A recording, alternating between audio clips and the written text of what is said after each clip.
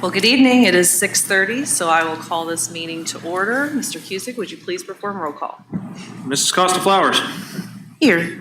Mrs. Davis. Present. Mrs. Epling Skinner. Present. Ms. Harless. Present. Mrs. Hudson. Present. Well, good evening. I am Amber Effling Skinner. I'm president this year of the Worthington Board of Education. I'll introduce my colleagues up here with me. To the left, we have Nikki Hudson, school board member, Kelly Davis, school board member, treasurer TJ Cusick, superintendent Dr. Trent Bowers, board vice president Stephanie Harless, and board member Sheena Costa Flowers. If you're able, please stand and say the Pledge of Allegiance. Of the United States of America, and to the republic for which it stands, one nation, under God, indivisible, with liberty and justice for all.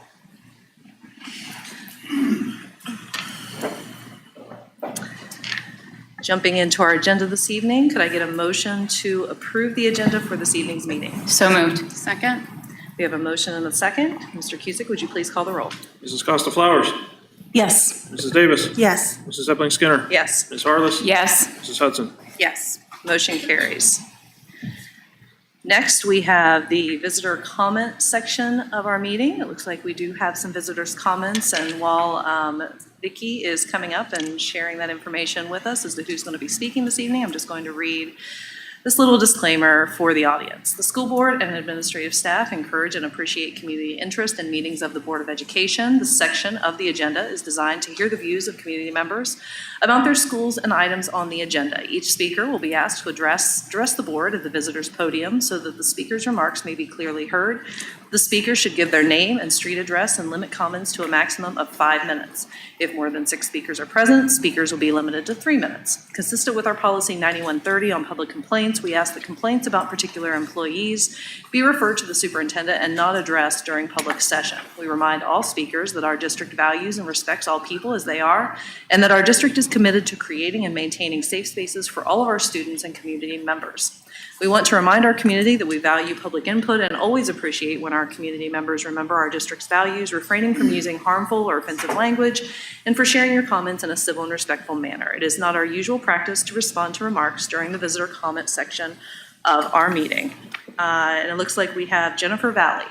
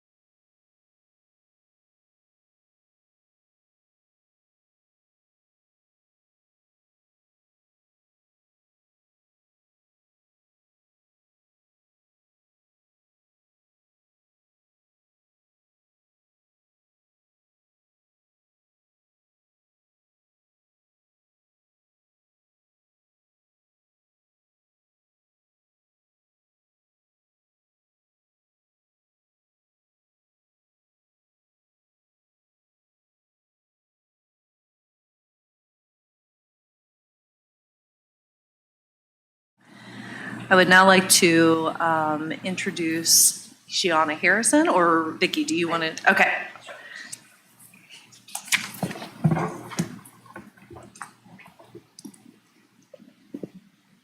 Good evening. It is my pleasure to introduce Gianna Harrison, the National VP of Communications and Strategy for Allerton Hill Communications. Gianna's work is helping school leaders across the country enhance strategic communication, build community trust, and foster positive connections in the community. Gianna conducted the audit process for us, and so at this time, I'm going to turn it over to her.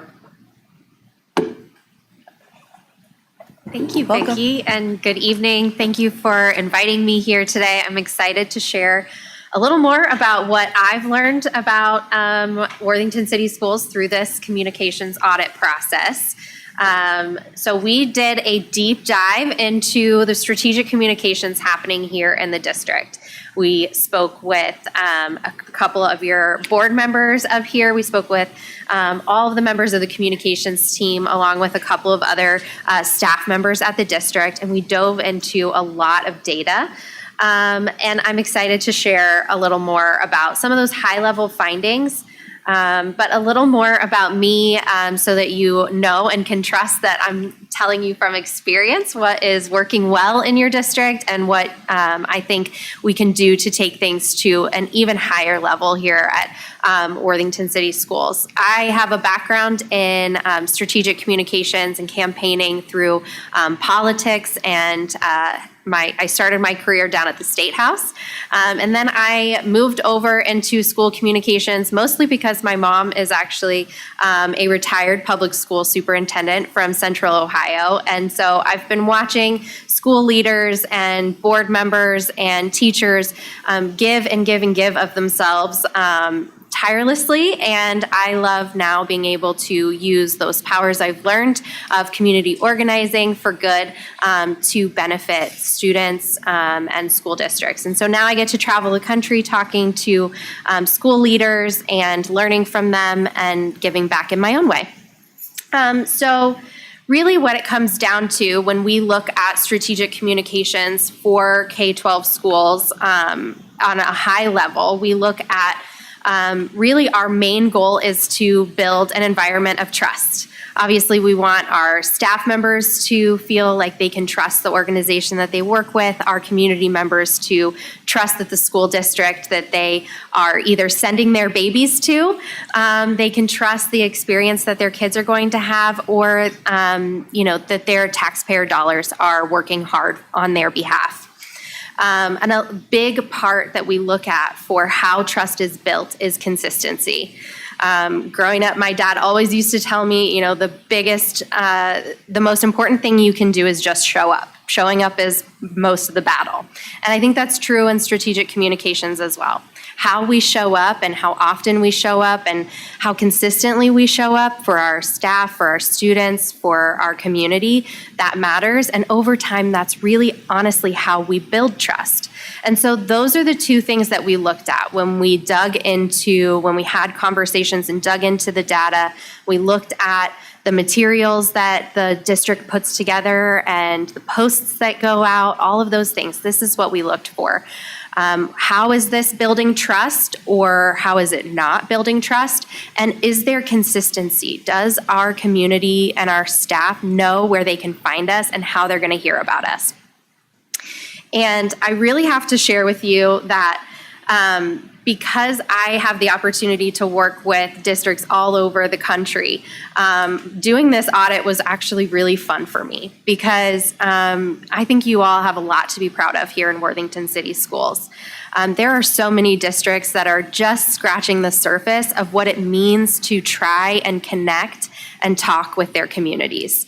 And so many of those districts are just trying to do a little bit of what the district is already doing here.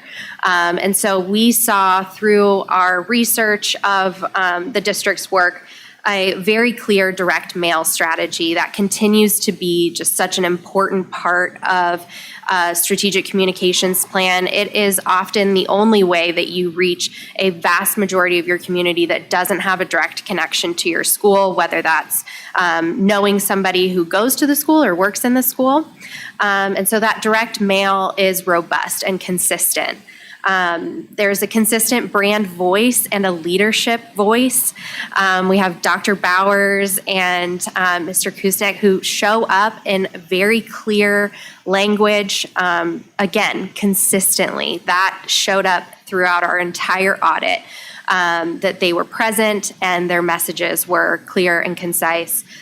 There's also, those levels of going above and beyond. Video is such an important way that districts can connect and communicate with their communities. And Worthington City Schools has a wide video library ranging from fun short clips to staff-only videos to real strategic communications out to the community, trying to break down really complex financial topics or operational topics in a tangible way. And then lastly, there are, we reviewed a community events calendar that was definitely reaching into the community, both the families that attend the schools and starting to really develop an outreach effort through like the care closet and things like that this school year that's reaching into very diverse pockets within the community. This is just a quick snapshot. I am not going to go into all of these data points, but just on a high level, all of the communication channels that the district is operating are effectively reaching the community. The website, which was recently redone, even has a chat bot. We tested that to make sure that it was actually producing accurate responses, and it is. There's, email that is far-reaching, and we saw even in the audit, there are cyclical nature to school communications where we have people's attention at the start of the year, usually at the end of the year around graduations, and then typically we have a peak in there near winter break where people are really paying attention. And again, the Worthington Schools communication followed that map of attention and relevance with those topics.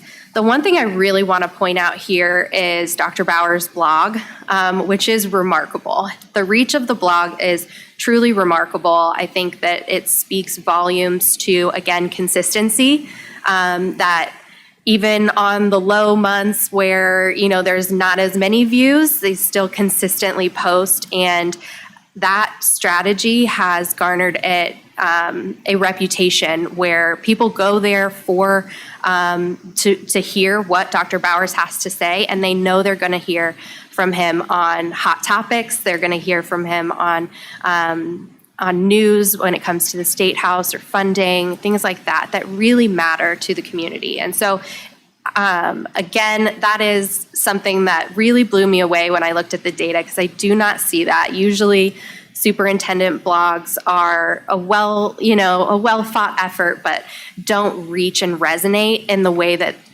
Dr. Bowers does. And so I wanted to be sure to point that out. So through the audit, it's a 30-page report, and so it really boils down to 4 key takeaways, actionable steps we think that the district communications team and the district leadership team can take under advisement to really, again, take things to that next level. I think, a lot of times, I work with districts who are in a crisis situation, and that's almost easier to handle. And when you're in such a position of strength, it can be really hard sometimes to think about how do we elevate this even further, because we're already reaching the right people, we're reaching them at the right times, we're reaching them in the right cadence. There's so much going right. So what can we do differently or better? And so that's really where these takeaways come from. The first is to develop a data dashboard or communications blueprint. As communication has evolved, now we really can come up with some key performance indicators or KPIs that we can track over time to see how things are resonating. We have access to all of the data you saw on the last slide. And so my suggestion to the team is to kind of pick some areas where we think that data will be reliable and then compare year over year. Look at summer of 2026 compared to summer of 2025, fall of 2026 to fall of 2025, and track growth and progress. The reason we do that is that it gives us a reason to pivot or a reason to double down on strategies that work. And we can just learn from that data. And now with the tools that we have at our fingertips, it's easier for us to gather that and assess it on a regular basis. The next thing is to strengthen the two-way feedback. Again, one of the things I was really impressed by is the district's investment in Thought Exchange. It is a phenomenal platform that allows for that two-way exchange of information, for people to react to other people's comments, whether that's staff audience or a community audience. And so this suggestion here is just double down, right? You're already doing the right things, investing in feedback, and I would just suggest doing it more. I think that there's a lot of opportunity to continue that consistency cycle. We ask for feedback, then we put an action in place, and then we tell the community what we've done, right? And rinse and repeat. And there's a lot of ways that we can action that, and I think that the district already has this spring done another thought exchange. So I'm very excited to see the results of that. The next one is to deepen storytelling. So through our audit, we saw there is a lot of content, right? There's no secret that there's no lack of great stories. We have over 1,000 staff members. We have amazing students who are doing incredible things. So there's no lack of content, and there was no lack of posting that content through our audit.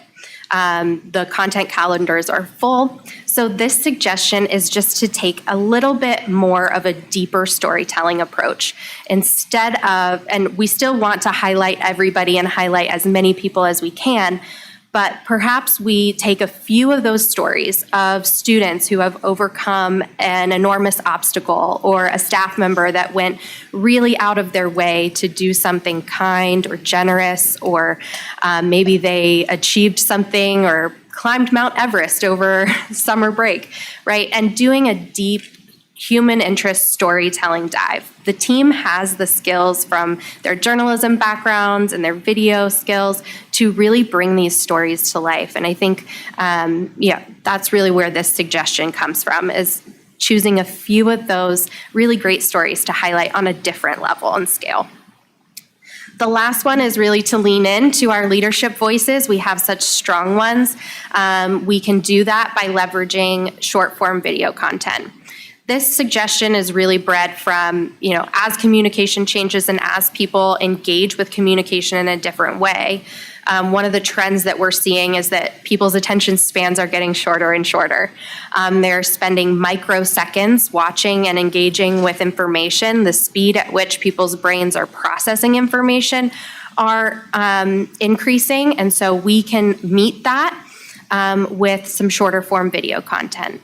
30, 60, 90-second clips instead of 3-minute ones, which is just a different way of looking at the video content that we already have.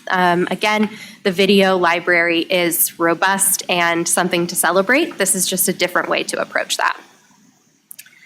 But really, it all comes back to the goal of trust and measuring that through consistency. So these suggestions from the audit and from our deep dive into what the team and the district are already doing is basically to measure it with specific goals, strengthen it with two-way feedback, prove it with storytelling, and to create it with some new content that kind of breaks through the noise. And so that is a little snapshot of the audit. And now I think Vicki's going to share a little bit more.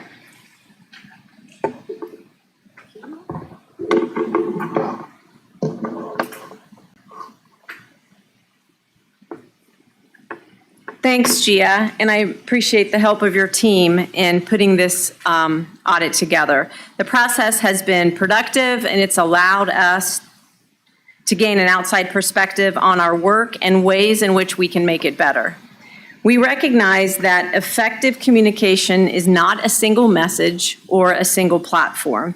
It's an ongoing cycle of listening, collaborating, storytelling, and measuring the impact. The communications audit reinforced that our community values transparency, authenticity, and connection, and that strong communication begins with listening. That process starts with data and feedback. Through survey responses, thought exchange participation, website and social media engagement, among other metrics, we gain valuable insight into the questions, priorities, and experiences of our stakeholders. Those insights help guide where we focus our attention and how we continue to improve. From there, we take communication beyond the office walls through school visits, which we are calling Enterprise Days, and time spent in our buildings and classrooms.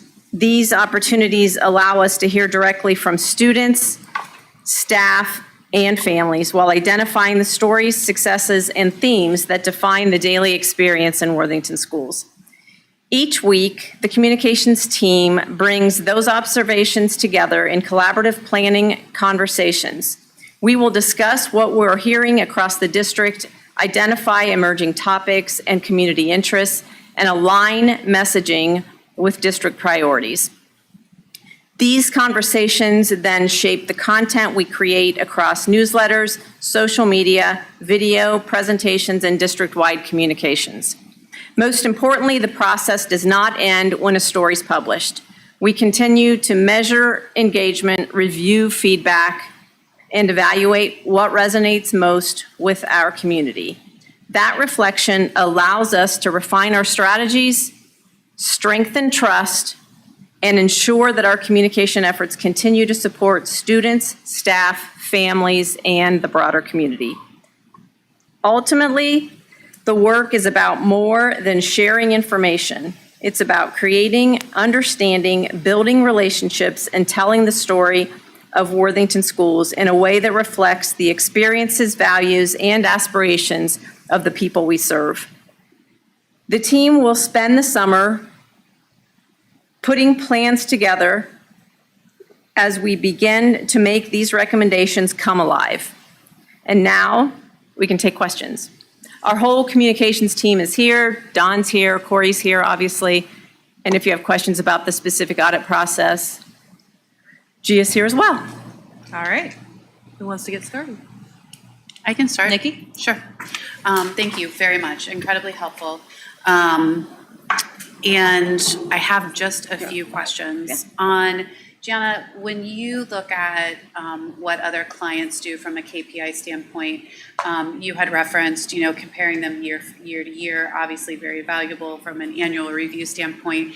But do they track them monthly, quarterly? And I only ask that because I would imagine it probably is more beneficial to do it than just on an annual basis, so that you see if there is an uptick in certain engagement on one platform versus another, whatever that may be. So from a best practices standpoint, when would you recommend that those are reviewed on a monthly basis, quarterly basis?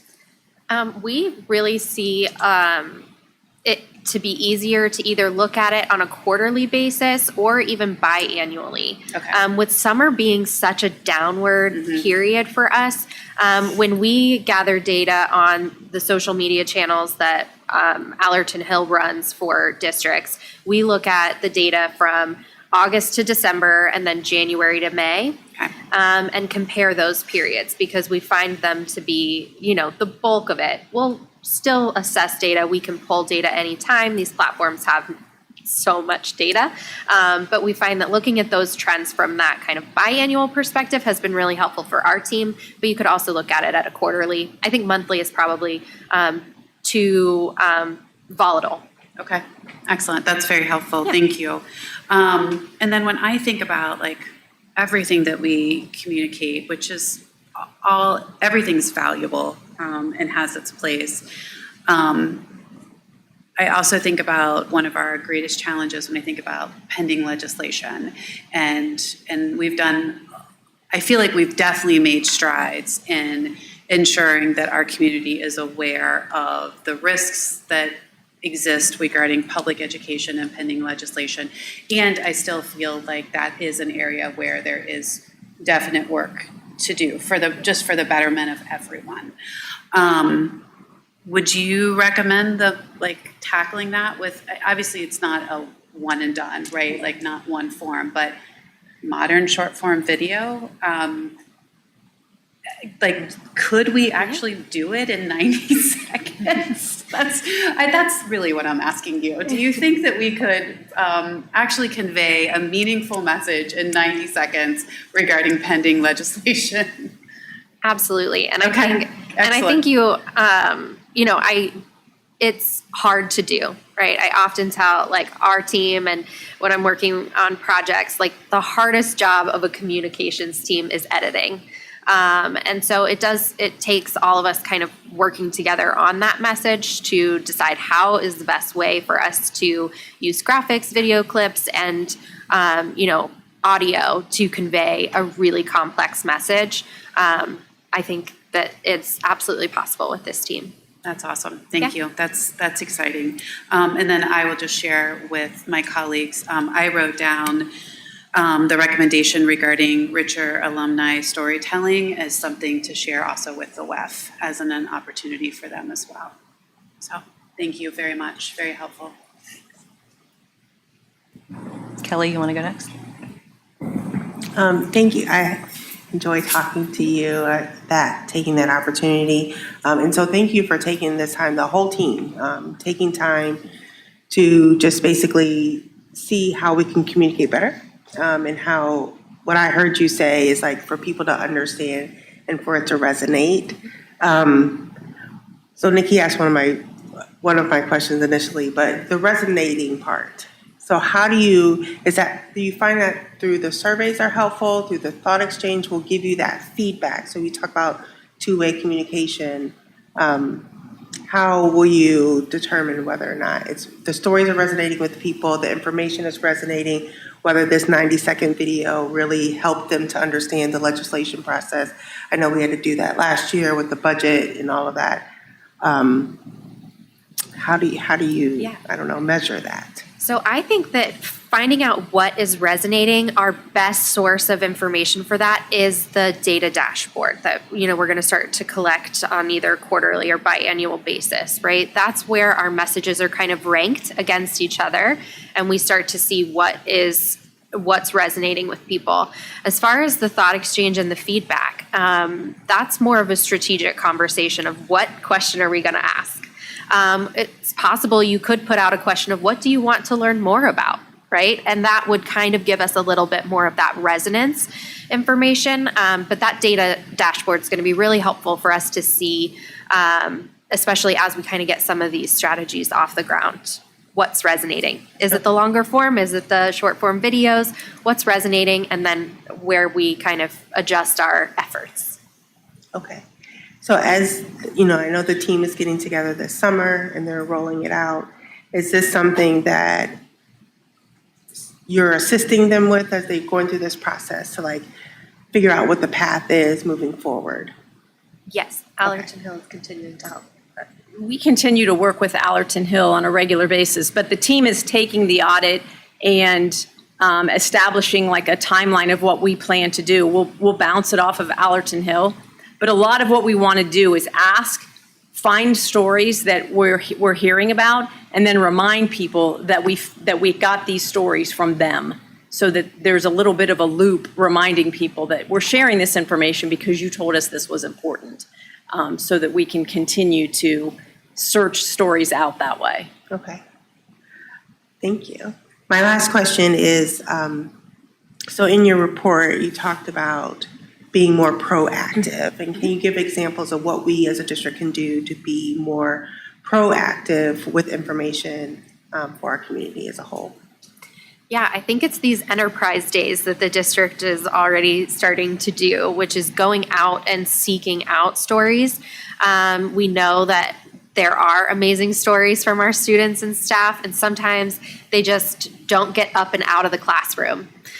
So it's just about, us being really diligent about going and asking and, continuing to do that. I think also the alumni storytelling is a great opportunity to be more proactive at engaging. I think telling the stories of, successful alumni for especially the audience of residents in your community who don't have a kid in school, that's your best proof point, right? Our graduates are successful. They're out making a great life for themselves. Look at how amazing they are, right? And especially if that alumni is saying, and, my middle school math teacher is the one who told me I could do hard things, and now look at me, right? It's those kinds of things that we want to get out to the community. But it takes work and effort to find those people and, get their stories out. Yeah, I love that. And also outside of that, like the less warm and fuzzy, the less fun things, Yeah. but information that needs to get out to Yeah. families, process, who to contact, those kind of things. How do you have tips? And you don't have to answer that right now, but like, can you provide tips to the team to let them know how best to communicate? Maybe like Westerville did it this way. They had this issue that came up, and so this is a good way, obviously, with the lens of Worthington, right? But and how best to communicate this information so that it lands with people, so that it's captivating to people, so that they listen to it, trust it, and things like that. So I'm also thinking about like the not so Yeah. fun stories. Right. I mean, just the information that is necessary for people to have understand Yeah. decisions that we're making here, understand their best educational experience for their student. Yeah. The hardest thing about communications right now is that you can communicate so clearly and concisely, but it can't make people pay attention. So one of the things that I constantly tell districts about is just make sure that people can find the information if they want to go and find it. And to be honest with you, I think I have actually sent the Back to School Hub that you all put together last year to multiple school districts. It's such a great resource. It's just a landing page of where that information is. There's always, you can always be probably more creative in those things, but when it comes down to it is if somebody has a question, can they find the answers? And in the audit, when I used the chatbot and we did some of those inquiries on the website, we were able to find all the information that we were looking for. And so I think that is a testament to the website. But I understand that there are still, and there will probably always be, a segment of the population that feels like they don't have the information that they need.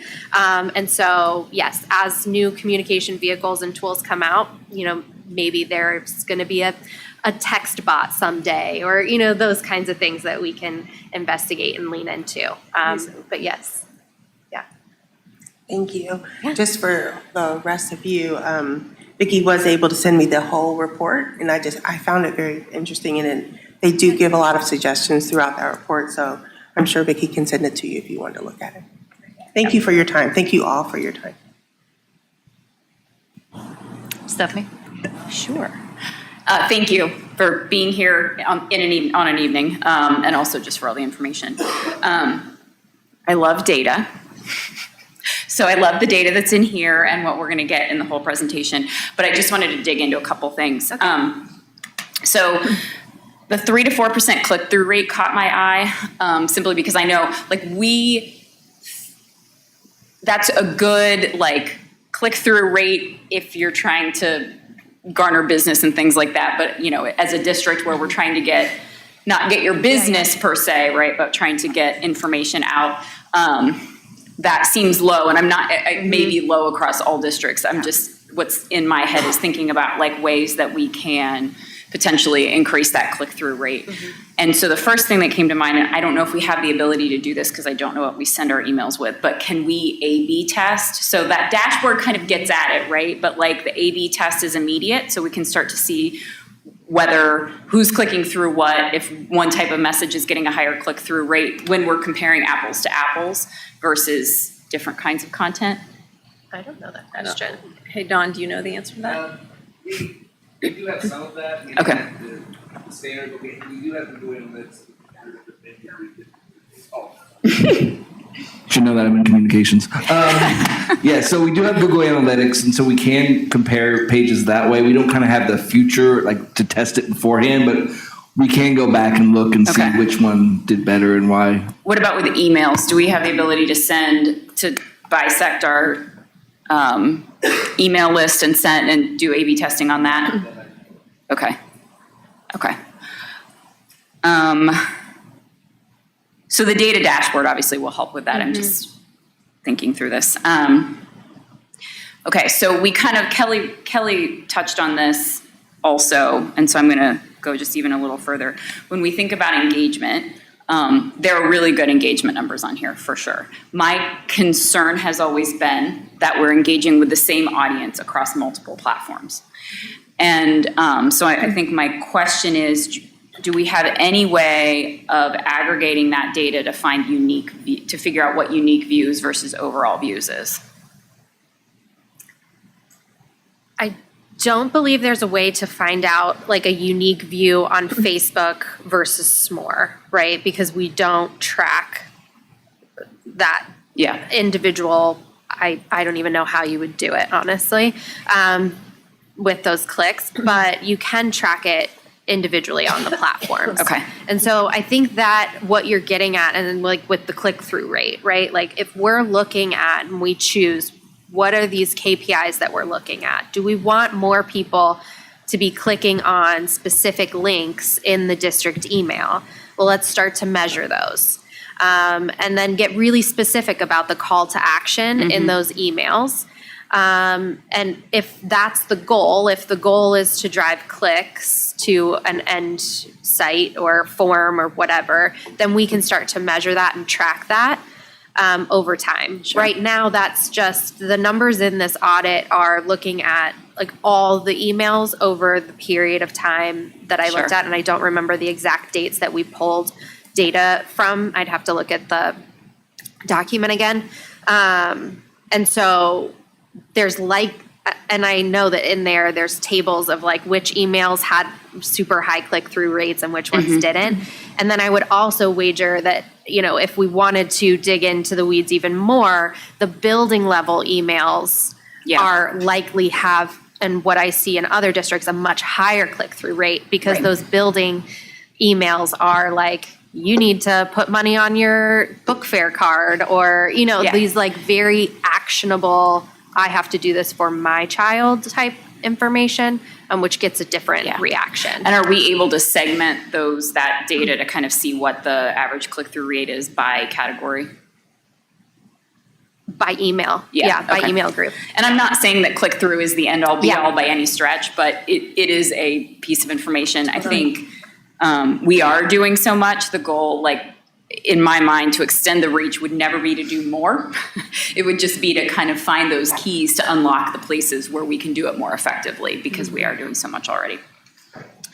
Okay, I think that's it. Thank you. Thanks, Stephanie. You had a lot of the same questions that I did. However, I'm never void of questions. And so as it relates to engagement and measuring engagement outside of maybe comments and likes, what other methods of measurement did you or will you plan to use in the future? I guess both of you can answer. Gianna, you can answer about in I think terms one of your- the metrics that is also listed in the audit that we haven't really talked about is attendance at events. And so how well things are attended is a great sign of what's resonating and what isn't. And there are ways for us to measure that attendance. And depending on the type of event, we could even have, an exit feedback survey. What did you like? What didn't you? Do you want to have more events? We can use Thought Exchange for those kinds of engagements. But people show us what they care about with their feet, where they go. They also show us what they care about with their focus right now. And so, I do think that those we used to call them vanity metrics on, social media, but right now that is so much a part of how people are engaging in the world that I don't think they're so vain anymore.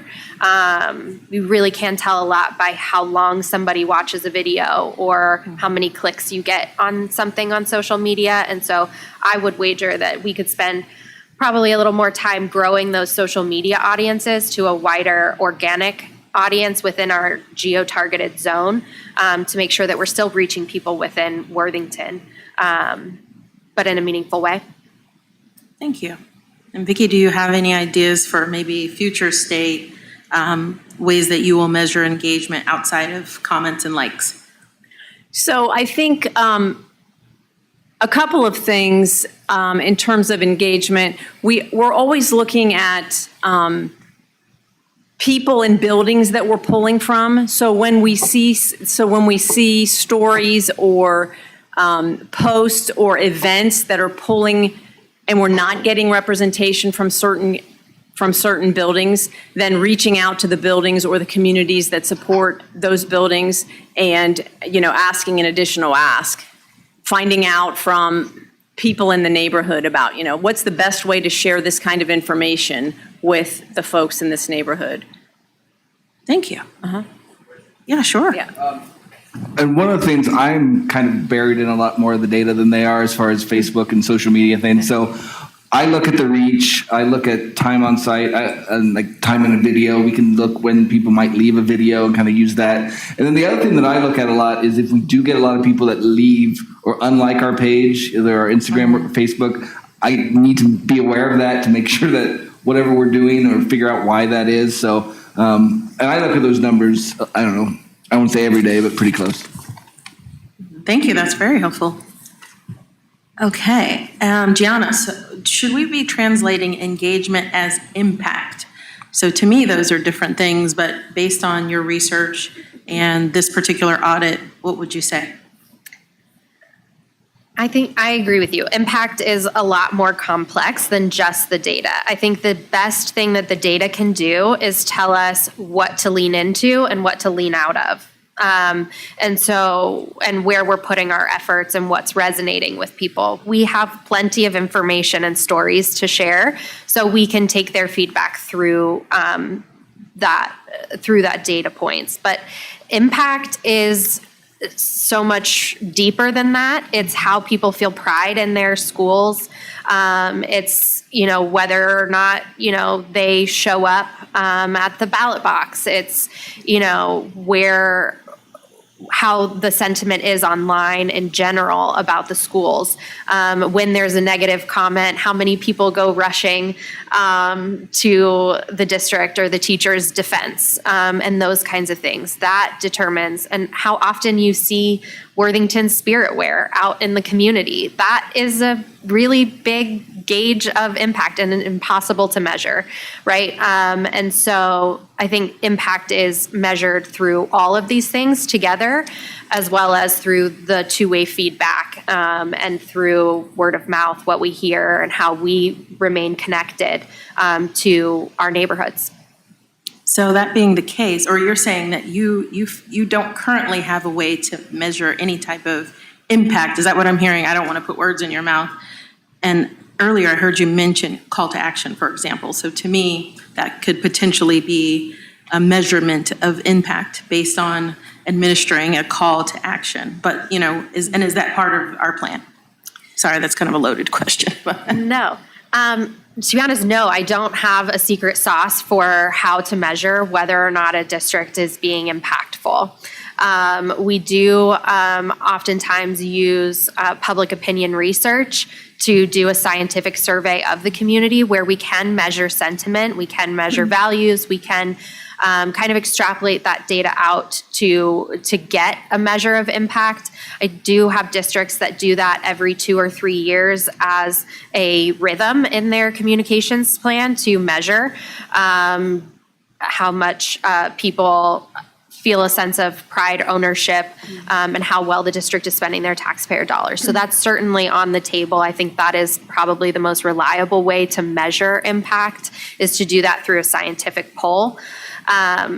I would say on the call to action is a specific kind of marketing communications tool that is tied to if I send you a message and my goal is to get you to click on this link to read the full story, that's the call to action. And so I think what you're maybe thinking of is like a wider call to action to like support our schools or, those kinds of things. And those are harder to measure through clicks. Last question, I promise. No, you're fine. At least for me. Okay, I heard Vicki say that in the future, we will be surveying our community and neighbors. Now, as part of your audit, did you speak to parents and neighbors? I heard you mention you spoke to board members, but that wasn't clear to me, so. We reviewed some of the parent feedback that the district had gathered during that period of time, during the audit period. Yep. Okay, but you didn't do any independent collection? No. Okay, thank you. Okay, thank you all. Because this is what I do for a living, so just some high-level takeaways that I have. That executive voice is just remarkable. Trent, TJ, the trust that the community has in those voices and in this district. You're right. I mean, some districts, some corporations work for decades trying to build that. So that is something that is very unique and special about Worthington schools and deserves to be protected for sure. You mentioned click-through rates. That doesn't stress me out as much as open rates just because I don't click through when I read newsletters, I just like skim them. I do, when we're thinking about all the emails, I'm really interested to see the dashboard that you all are building because I think seeing the performance of each of these newsletters and determining, are we sending out too many emails? That's always kind of that balance that you're trying to strike, right? You want to be informative, but you also don't want to saturate so much that people just tune out and stop paying attention. Video, I think, is the future. Absolutely. We have a great, fantastic team that builds really engaging and entertaining videos. So that's another pro that we have on our team. And anything we can do to build that. Gianna, you and I spoke at length about alumni, and I think that is one of those things that we're just not doing well yet, and there's just kind of an untapped opportunity there that I am really excited to see that engagement grow as well as the in-person engagement. I think that that's something that as we come out of COVID, we're seeing a lot of communications teams really throw attention and resources at that when we haven't in the last 5-6 years, just because that's just where people are wanting to gather, they're wanting to be together again. And then once you get them in the room, how do you tell the story of what happened in that room, right? So there's multiple facets to that. So I'm not really getting to questions yet. I'm just applauding everything that's happening right now. And I love that this audit was done. We're always trying to grow and be better. And even though the team is fantastic, there's always room for improvement. So I'm just really applauding Vicki and Corey and Dawn and, learning to just take the feedback and grow with it. So I guess I don't really have any questions. I just wanted to praise the work that's being done and looking forward to the future and any opportunities. I take that back. I do have one question. And this is because I genuinely don't know the answer right now. And I'm hoping, Gianna, maybe you have some perspective. We always used to talk about SEO and search engine optimization. Yeah. Everybody's using AI now to search. What are you seeing when you look at AI and what story AI is telling about Worthington schools? Is it comforting? Is it concerning? Have you looked into that at all? Yeah. That's, I feel the new frontier that we just don't know how to manage just yet. Yes, I'm actually planning on talking about generative engine optimization later this week with a group because how people engage and search for information is just so different. And so there's, nobody's an expert in it yet, but there's a lot of information out there about how we can position content, how we can write it for our websites so that when these tools go combing for information, we're giving it exactly what it needs to give us accurate information. There was, I can't remember if it was Pew or Gallup, but they came out with a poll that that clicks on searches are down over 500% in the last year, which means that people are just typing in their questions into Google, taking the AI answer, and not clicking on a single link to check if that's accurate. That's just the way people are engaging with content right now.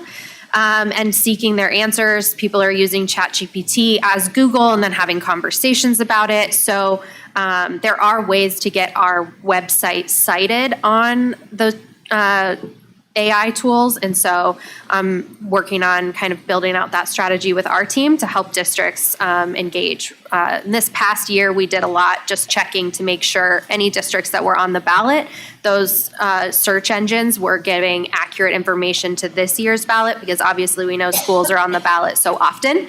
We wanted to make sure that it was actually pulling this cycle, not last cycle's information for what was on the ballot. And it was pretty accurate. Well, that's a relief. So that's a relief, but I think it's going to continue to be something that we have to look at, and we're going to have to do SEO, and they're calling it GEO, so Okay. both. All right. Yeah. Did somebody say they have a question? No? Oh, okay. Yep. I think those are all the questions I had. Thank you all so much for being here and for talking to us tonight. Thanks. Very interesting. And then Vicki, are you going to share I haven't had a chance to read through the 40 or whatever. I will share the audit with Yes, everybody. I would love to read that too. Oh, great. Thank you, Trent. And thank you all. All right. Moving right along, superintendent's report. Thank you. So I did just send the audit, and if I didn't do that before, that's totally my fault and nobody else's fault but mine. So just please know that. But it is, we appreciate the team from Allerton Hill and our communications team and the work that they've done and will continue to do, even if I am terrified of short-term video and needing forehead makeup. So just for the record, can't wait. But we are committed. That one of the things that I appreciate about our communications team is we are committed to digging into the audit and trying to evolve, evolving to the recommendations, even if that includes short-term video. Okay, so the mission of our school district, as you know, is to empower a community of learners who will change the world. We do that through our 4 vision statements. Our first vision statements, we will engage with each student with diverse opportunities to maximize every student's potential. Today began week 2 of our summer learning program. This summer, over 1,500 Worthington students will continue their learning in our schools. Week 1 was pretty awesome. Our second vision statements will provide a safe environment where every student can grow intellectually, emotionally, socially, and physically. Ohio school districts received what's called Disadvantaged Pupil Impact Aid and Student Wellness and Success Funds, it's a mouthful, from the state of Ohio, as part of the school funding formula to provide wraparound services. So that money comes in the school funding formula. The Ohio Revised Code requires districts to annually collaborate with both a community mental health partner and another community partner, develop a plan for the use of funds, share that plan, and post the plan on its website. So what I want just to notify is that has happened for this school year, and we are in compliance. The thirds will provide consistent communication and promote dialogue with our community. Something we did put out to families, but construction work on the roads and parking areas around Thomas Worthington High School has begun as part of our ongoing improvements. The entrance road near the stadium is now reduced to 1 lane with flaggers directing traffic.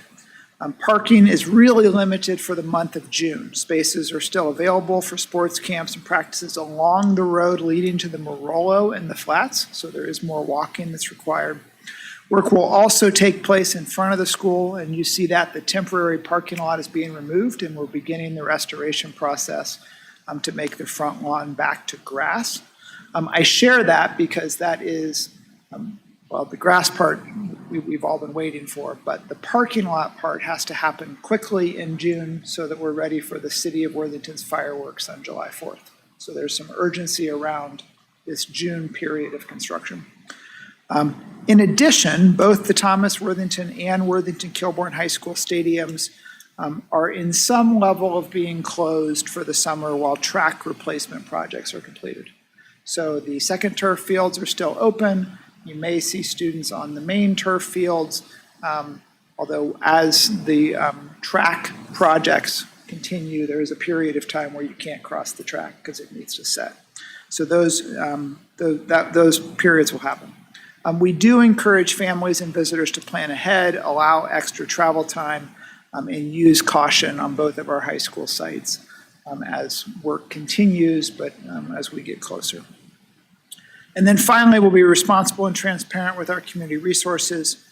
Just want to make sure that everybody's aware that school lunches are available during our summer programming. Kids eat free at Worthington Kilbourne High School, Perry, and Slate Hill from June 1st through June 25th. That's all children ages 1 through 18 are eligible to receive the free meals during the summer months, whether you're enrolled in summer school or not, or in any of those schools or not. So everybody is welcome, but the 3 sites that we offer are Worthington Kilbourne High School, Perry Middle School, and Slate Hill, because that's where we're hosting our summer programs. But ages 1 through 18, those are available for meals during the month of June. President Epling-Skinner, that's my report. Thank you. Any questions for Dr. Bowers? I have a quick question about the parking lot being removed in front of Thomas. So then you put, because of the urgency, are we putting sod down? Sod No, down? we are not. I'm not a So- gardener. No, it's a great question. So that will be seeded. That will take 6 months to a year for us to really feel good about that grass. The grass to the north, no, not the north, the grass to the east of that was reseeded last year in anticipation of a spot for the marching band to go back to. So the marching band is set on the grass, but to the east of where the parking lot is being restored, which is actually the spot where they were before. So the part where the parking lot would have been an old field hockey field. You won't need to play field hockey there anymore because of turf, but grass will be put in. And just because that's a question that I've received recently, we did have some requests for could we consider sod? We priced it, it was $130,000, and decided that wasn't the best use of our taxpayer funds. And so we are going to continue to seed that. So then that means there's no traffic on that while it's being seeded? Well, I Again, mean, there's not a really gardener. I don't know When you what you talk mean about by- for the fireworks, Oh, I see what you're saying. and having Sorry. it It's done before the related. fireworks, No, it will not be a spot where it's available for the fireworks, that front lawn. Now, you'll be able to be to the east, closer to the McConnell Arts Center, like that grass is a good spot, but we won't, and I don't really think that place will even, by the 4th of July, that won't be ready for seed yet. Like, there's a lot. They're grading right now. There's a hill of dirt on the south side. It doesn't look like dirt. It's grass, but it's always been dirt that needs to go back to the site because the site will be relatively flat when it's done. And that site was just holding that dirt until you could put it back over once the parking lot was removed. So, so anyway, I mean, that's, I will say people are very positive about the building. But the number one question that I received over the last 2 years is why is there a parking lot out front if you weren't a parent in the school, right? And so that is going back to grass. The east parking lot will open at the arts entrance. Eventually there'll be a northeast parking lot by the softball stadium that will open. All of that should be ready to go by August. But all of this is happening at one time. You couldn't stage some of that because we wanted the student parking lot to be complete in time to be able to host the fireworks. So. Any other questions? All right. Treasurer's report. Okay, so I'm gonna, my mic is awfully loud today. I'm gonna spend my time on my update discussing the recent Supreme Court ruling, Ohio Supreme Court ruling that was in the news this week. I think I've fielded some questions. I think it's been a little bit interpreted differently. So I think it's imperative that our community understands what's going on. I did hear things like 90 seconds and concise, so I will try my best. So if we start from the beginning, districts, we would become aware that a property sold at a significantly higher value than it's listed at simply by reading the paper, right? We would pick up business first, so-and-so development sold for a record $70 million. We would then go to the Board of Revisions and contest that property and challenge it up. Why would we do that? This is important. Remember that in Ohio, every property owner has an economic interest in everybody else's property valuation because of the way property taxes work. If your neighbor's property is undervalued, everyone else is paying more in tax to make up for that, right? And so because of that, it's important for all of us, including residents, that we have an accurate picture of property valuations. Also, when we go out, like in 28, when we'll calculate how much millage we need, it will be based on the total value of all properties. And so if a subset of properties is undervalued, the millage we're going to ask residents to pay is going to be slightly higher. So it's important that all of these are valued, and it's important that districts have that ability. And so fast forward a couple of years ago, House Bill 126 was passed. It limited our ability to challenge values in several different ways. What I want to talk about today is that two of those provisions, that a sale had to occur and that only owners of properties could appeal Board of Revisions hearings, right? So those are two separate issues, a sale and an appeal process. Okay, districts like ours challenged very constitutionality of House Bill 126, and that's still ongoing. But the appeal part is what made the news yesterday. So typically when you file with the Board of Revisions, then you can appeal to the Board of Tax Appeals. That's what House Bill 920 or House Bill 126 stopped us from doing, right? And that was the Olentangy case last week. Instead of, since we don't have a right to appeal to the Board of Tax Appeals, Olentangy, us, district said, well, we're going to go and appeal to the Court of Common Pleas, right? This is the United States of America. There should be an appeal process. So that is what was ruled by the Supreme Court last week, that we cannot appeal to the Court of Common Pleas. That's the ruling last week. So that's the bad news, that effectively we don't have appeal rights. However, remember, separately, we're challenging the constitutionality of this, and I sent the board in late April, the 10th District Court of Appeals ruled in our favor, basically declaring the entire House Bill 126 unconstitutional, right? But that sets up a conflict with the 5th District Court of Appeals that ruled the other way. So this is one of those cases where likely the Supreme Court will eventually decide these two conflicting appeals courts, but that is still ongoing, right? So the what was ruled last week is that we just can't appeal to the Court of Common Pleas, but we still are challenging these provisions. I want to end on the part about the sale. I said there were two provisions, sale and appeals. House Bill 126 says that in order for the school to challenge it, it has to sell, meaning a piece of paper has to be filed with the county auditor. I forget the name of that piece of paper, but basically the property has to sell. What we're finding out, this significant loophole, is that rather than sell the property is owned by an LLC, and the owners of the LLC simply change, okay? And so then there's not a sale because that piece of paper doesn't have to be filed. We can't challenge it.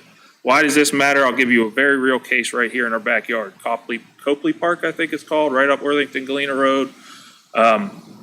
It's a development right up there. It was on the books for $15.7 million. We knew through through documentation that it transferred for $34 million, so over double. And we challenged with the Board of Revisions. The Board of Revisions did what it normally did, heard both sides, kept the auditor's current value of $15 million. We appealed to the Board of Tax Appeals, and we actually won this case. And they ruled in our favor that it should be increased to $34 million based on the disguised sale. Now that owner will likely appeal, but there are many other examples like this throughout the state, throughout our own district, and if all of these properties are able to be hidden and undervalued, that means residents pay more. And so we'll actively monitor this and figure out eventually what the Supreme Court will rule on these conflicting appeals rulings. But all of this, this is kind of like an onion when you peel it back. We have no income tax on people who make up to $250,000 who are sole proprietors. We have many places like the Heights recently that reclassed from one commercial unit to hundreds of condo units, which reduces their tax burden simply on paper. We have data centers that are getting abated that don't create many jobs. All of these things are why residential property taxes are so high in Ohio. And so we have to continue to educate our folks. It's not just the school spending too much, it's all of these things coming together and squeezing the residential taxpayer. So I might have taken 390 seconds, but that is my update. Thank you, TJ. Any questions? No? All right, moving along, board committee reports and announcements. Sheena, you want to start? Start down here on this end? Sure. Sure, because I have nothing to report for once. Actually, let's see, is there really anything? Kelly, what am I missing? I feel like it's been a quiet, or Stephanie or anybody who knows what. Oh, we attended the parade. That was a good time for Memorial Day. I don't think that we discussed that yet, did we? At the last meeting? No, because that would have been beforehand. No updates in terms of committees. There will be an upcoming insurance committee and finance committee meetings, so more to come. Yeah, thank you. I do not have any committee updates. I just want to thank everybody that was involved in Sunday Fun Day, Worthington Pride yesterday. Weather was amazing, and it was a great event, and it was really nice to see everybody in the community show up and support our community members. Kelly? I just have a couple things.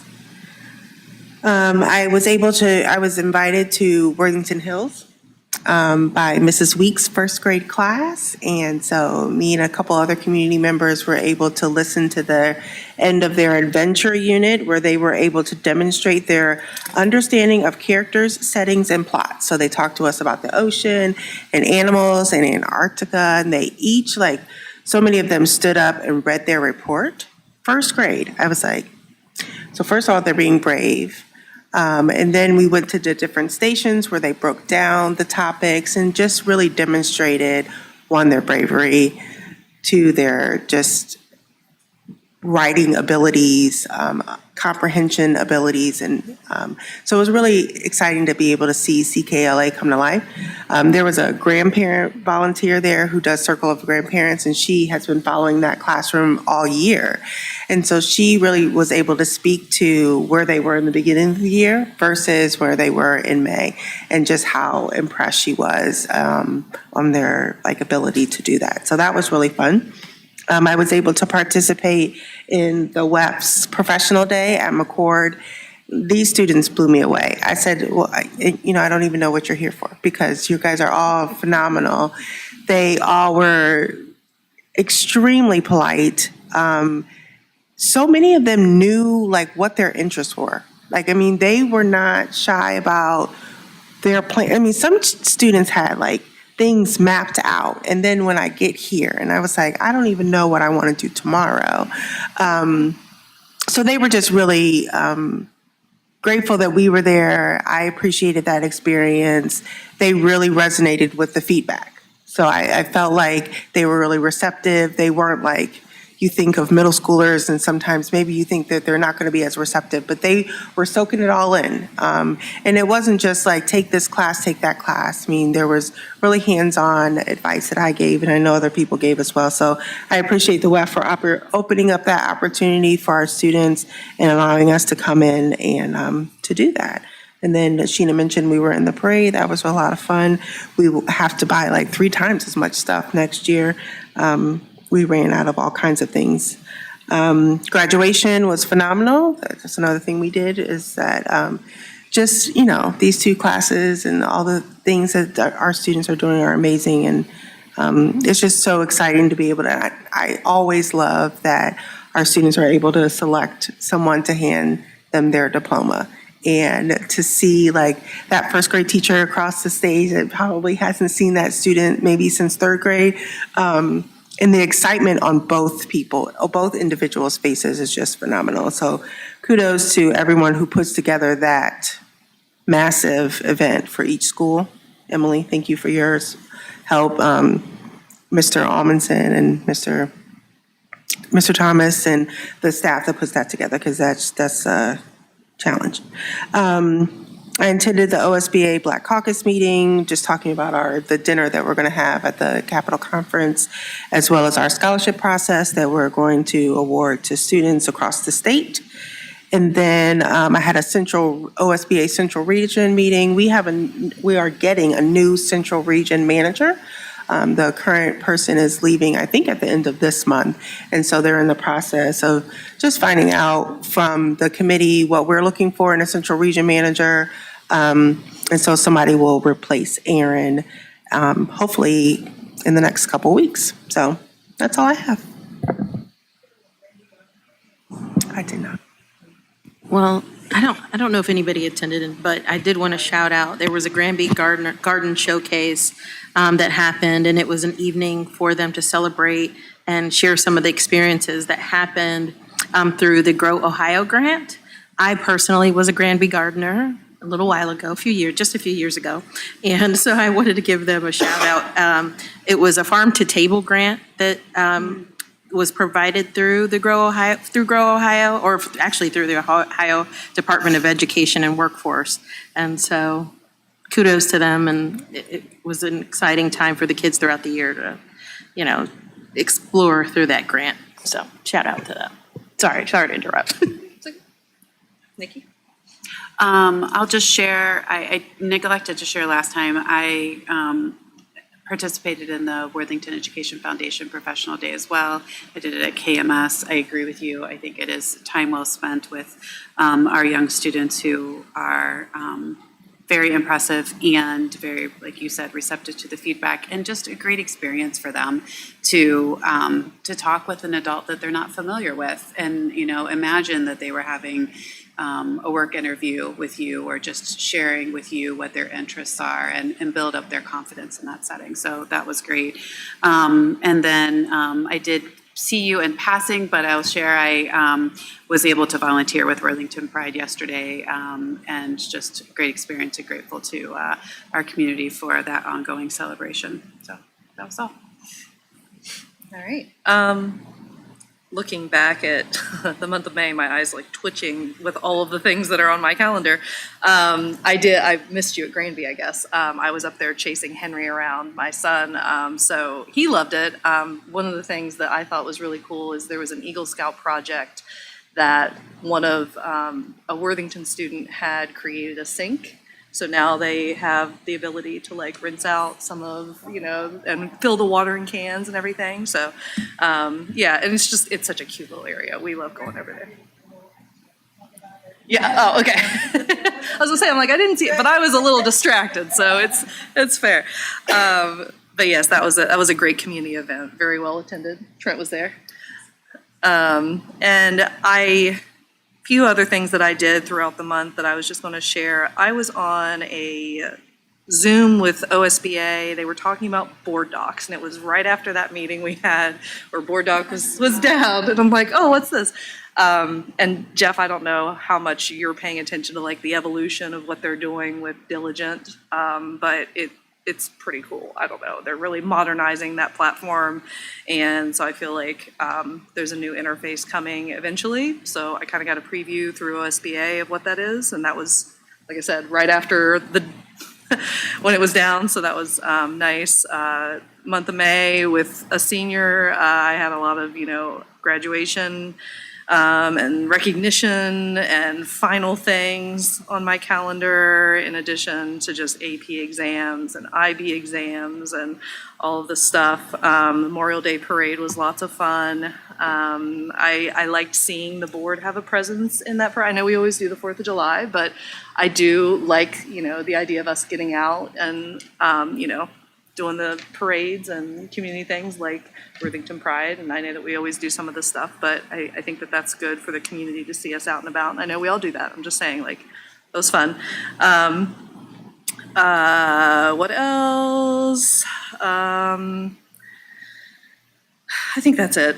I did a delivery with buddy boxes. They offered to, and I was just kind of curious as to how that worked. And I had the morning open, so I just went over to the delivery warehouse, and they filled up the back of my car, and I drove to Granby and McCord, and it took 10 minutes to do, but, you know, the office staff was great and really helpful, and that's something that happens every single week in our district and is just really, really important for our community and our families. So that was I just was curious how that program worked. So I appreciated Emily Chavant, who is the outreach coordinator with Buddy Boxes. She reached out and offered that opportunity. So I think that's all I had.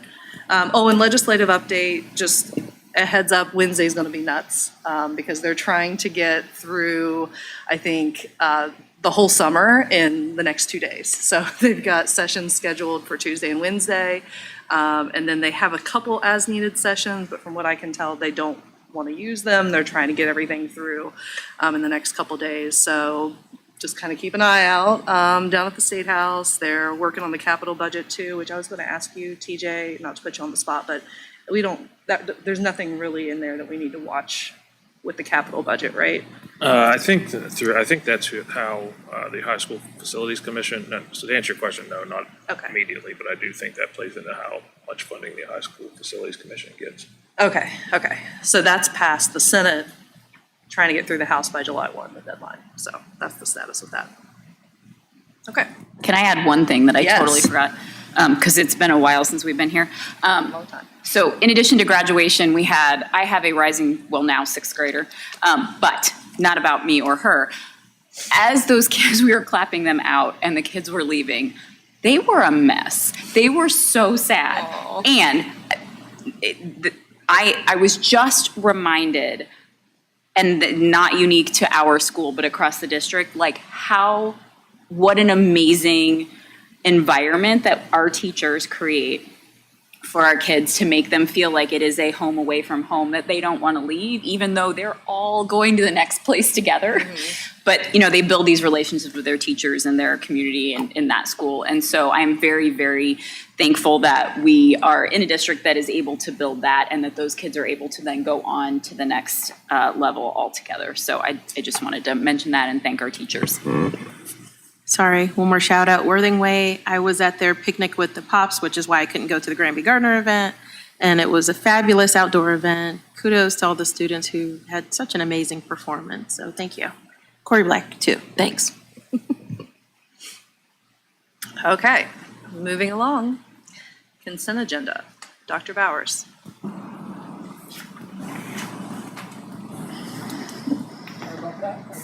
Sorry. I was not prepared because TJ used to go before me, Oh, and now he doesn't. All right, consent agenda. So I would like to recommend that the Board of Education approve the consent agenda. That's items F1 through H1. In items F1, you will see approval of minutes, appropriation modifications, and then purchases. And this is where the AP exams that TJ mentioned to you are there. You will then see our personnel consent agenda with just a number of hiring items, administrative, certified, and classified, that we're excited about. And then that will take you down to the acceptance of donations. So if I could have a motion to approve items, F1 through H1, please. So moved. Second. we have a motion and a second. Mr. Cusick, would you please call the roll? Mrs. Davis, Yes. Mrs. Epling Skinner, Yes, Ms. Harless, Yes. Mrs. Hudson, Yes. Mrs. Costa Flowers. Yes. motion carries. Okay, I'd like to recommend that the Board of Education approve the resolution confirming the urgent roof repairs at Worthington Hills Elementary and Worthington Estates Elementary. So that's item I1, please, urgent necessity roof repair resolution. So moved. Second. We have a motion and a second. Any discussion? Just to be clear, this is because of the hailstorm, correct? That is correct. This is to replace the roofs at both of those schools due to hail damage that occurred in late April. And we are working with insurance to cover the cost of that. Okay. Mr. Cusick, would you please call the roll? Ms. Harless, Yes. Mrs. Hudson, Yes. Mrs. Costa Flowers. Yes. Mrs. Davis, Yes. Mrs. Epling Skinner. Yes, motion carries. Okay, the next one is also construction related, but it is I'd like to recommend that the Board of Education approve item I2. Item I2 is to approve the resolution for membership in the In Compliance Consulting National Purchasing Consortium. And that allows us to do a project that is needed this summer. So moved. Second? We have a motion and a second. Any discussion?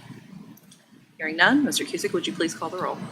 Ms. Harless. Yes. Mrs. Hudson. Yes. Mrs. Costa Flowers. Yes. Mrs. Davis. Yes. Mrs. Epling Skinner. Yes, motion carries. Thank you. I'd like to recommend that the Board of Education approve item I3. Item I3 is a resolution authorizing an agreement with Russilli through the In Compliance Consulting National Purchasing Consortium to renovate the restrooms here at the Worthington Education Center. Yes. As someone who's only in this building a few times a month, I cannot, yes. Yes. They're definitely original. So moved. Second. We have a motion and a second. Very, very strong motion and a second. Mr. Cusick, would you please call the roll? Mrs. Hudson. Yes. Mrs. Costa Flowers. Yes. Mrs. Davis. Yes. Mrs. Epling Skinner. Yes, Ms. Harless. Yes.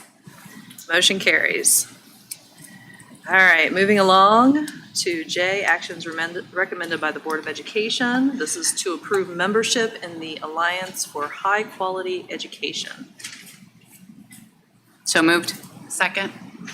We have a motion and a second. Any discussion? Hearing none. Mr. Cusick, would you please call the roll? Mrs. Davis. Yes. Mrs. Epling Skinner. Yes, Ms. Harless. Yes. Mrs. Hudson. Yes. Mrs. Costa Flowers. Yes. motion carries. Requests, questions, concerns from the board? Hearing none. Moving along to calendar. We have June 29th is our next regular board meeting here at the WEC. July 10th is the morning I will set more than one alarm, and then I'm always worried I'm going to sleep through that 7:30 meeting that's over in 2 minutes. So don't forget about that one. And then July 27th, 6:30, regular board meeting here at the WEC. So that brings us to adjournment. Could I get a motion to adjourn? So moved. Second. Mr. Cusick, would you please call the roll? Mrs. Epling Skinner. Yes. Ms. Harless. Yes. Mrs. Hudson. Yes. Mrs. Costa Flowers. Yes. Mrs. Davis. Yes. Motion carries. Have a good night.